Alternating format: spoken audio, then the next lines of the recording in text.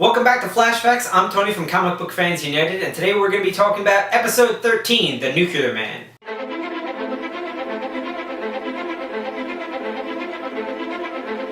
So a real quick one right off the bat, when Barry meets up with Linda, he calls himself Mr. Punctual, and we all know that's a lie. Barry Allen is late for everything, going way back to his first appearance on Arrow. It's just a nice little joke, basically just ribbing on the character and his lateness. Another episode, another side street named after someone who's worked on the Flash comics. This time, it's the cross street of 52nd and Waid, which is named after Mark Waid, my second favorite Flash writer behind Jeff Johns. I love Mark Waid's work. Seriously, you guys should check out his Superman, his Flash, but most importantly, I think you should really check out his work right now at Marvel with Daredevil. I know this is a DC-focused show, but seriously, Mark Waid is one of the best writers on the planet today, and I wanted to take a second just to highlight it. This episode introduces Quentin Quale very quickly. In the show, he's a colleague of Martin Stein, and we learned that they went to college together when they were younger.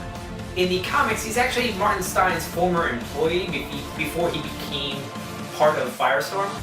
So again, it's just a nice little Easter egg in there to flesh out that character, and again, to give a nod to where these characters came from. At one point in this episode, we get to see a news report from Channel 52 News. Now, Channel 52 News, I believe, has popped up in the show before. I don't believe I've ever highlighted them, though.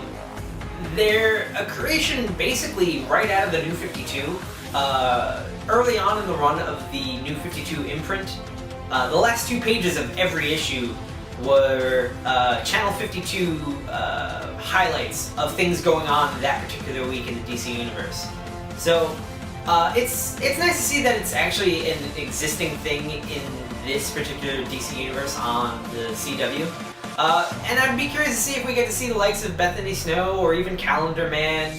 I doubt we'll get to see Ambush Bug, but hey, you never know. So here's what I bet all of you missed, and that's the quick mention of Mal Duncan.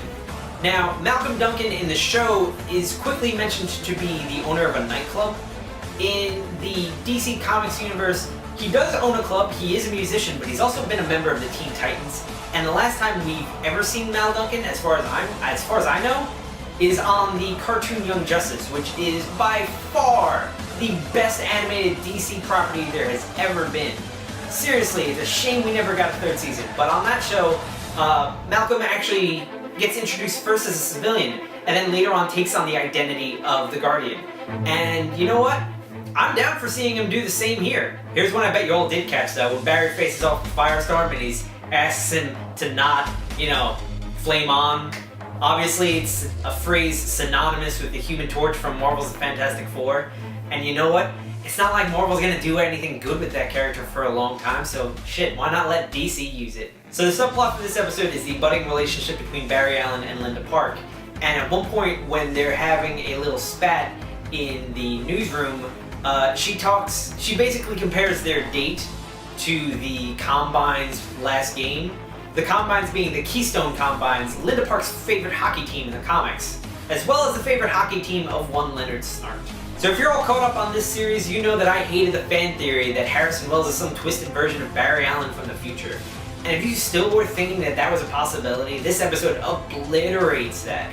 We already know that Harrison Wells is the Reverse Flash.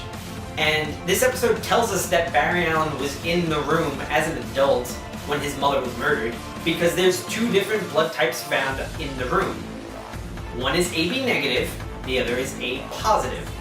One of them belongs to Barry Allen, and since the other one is a different blood type, and it obviously belongs to Harrison Wells, there's no way they're the same person. So let's put that fan theory to bed and move on. Harrison Wells is the Reverse Flash, and he's most likely Eobard Thawne from the future. Alright guys, that wraps it up for this episode of Flashbacks. As always, please sound off in the comments below if I've missed anything, and please, I'd love to hear your weird, crazy theories on who Harrison Wells really is. But also, leave a like on this video, subscribe to our channel, share this video with your friends, and hey, I'd love for you guys to come join us in the discussion over at Comic Book Fans United. You can find the link in the description box below. Alright, I'll see you next time.